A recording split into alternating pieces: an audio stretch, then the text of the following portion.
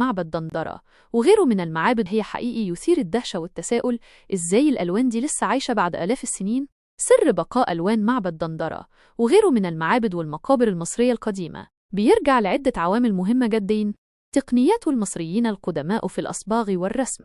المواد الطبيعية عالية الجودة. المصريون القدماء كانوا بيستخدموا أصباغاً مستخلصة من معادن طبيعية زي أكسيد الحديد للأحمر والأصفر، وملاخيت للنحاسي والأخضر، واللازورد للأزرق، والكربون الأسود.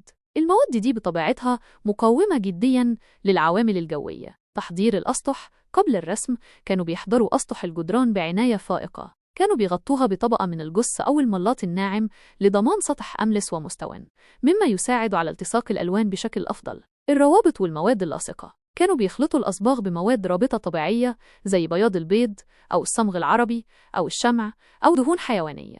المواد دي كانت بتشتغل كمادة لاصقة قوية بتثبت الألوان على الجدار وتحميها من التآكل. البيئة الجافة. مناخ مصر الصحراوي الجاف والمستقر ساعد بشكل كبير في الحفاظ على هذه الألوان. الرطوبة العالية وتغيرات درجات الحرارة الكبيرة بتعتبر من أكبر أعداء الألوان والجدران. في معبد دندرة الأجواء الداخلية كانت شبه مستقرة مما قلل من التلف. الحماية من العوامل الخارجية.